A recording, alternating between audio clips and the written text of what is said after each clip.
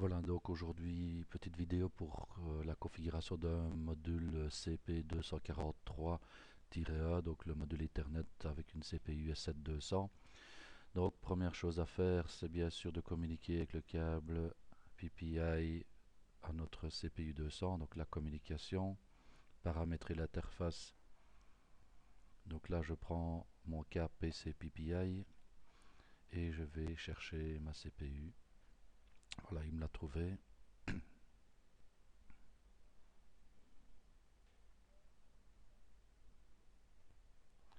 Voilà. Donc la seconde chose à faire, c'est prendre la barre d'outils et aller trouver l'assistant Ethernet. Voilà. Donc là, je clique suivant.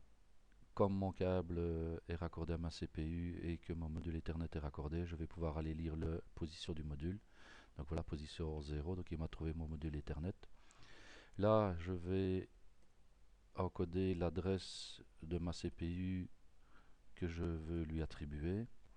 L'adresse de passerelle, ben là, comme j'ai un serveur, je suis obligé de rentrer l'adresse de passerelle de mon serveur, donc c'est 192.168.1.1.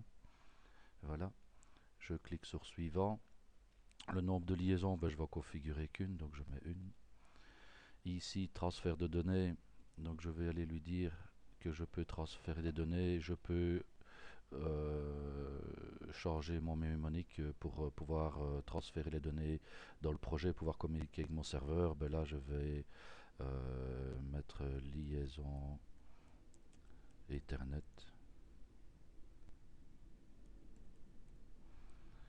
Voilà, par exemple.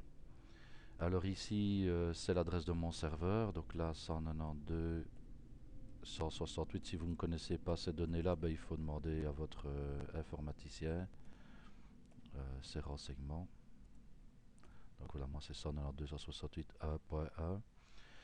Je fais OK. Je ne génère pas de protection parce que c'est la protection avec un mot de passe, donc je n'ai pas besoin de ça. Je vais lui suggérer des adresses de travail et je fais suivant. Donc là, ma configuration Ethernet est déjà terminée.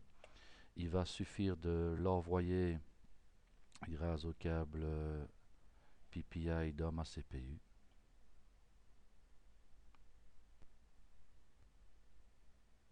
Voilà. Donc toutes les données ont été transférées.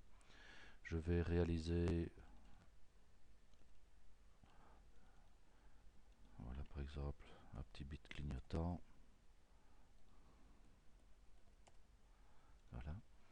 Donc ici, je veux transférer mes données non plus avec mon câble PPI, mais bien avec mon câble Ethernet. Donc là, je refais la configuration. Donc je ne prends plus ma configuration PC PPI. Je vais changer mon interface. Et là, je vais aller chercher mon contrôleur TCP.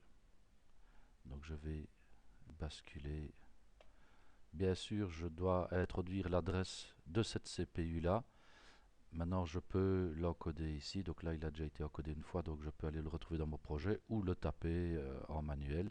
Et alors là, ben, je vais faire la recherche de mon module Ethernet via mon réseau Ethernet. Voilà, donc là il l'a trouvé, ok. Et maintenant ben, je peux transférer mes données via mon câble Ethernet. Voilà, je vais faire test de la visualisation, voilà, et je vais mettre mon automata en run. Donc voilà, on est en communication avec le réseau Ethernet.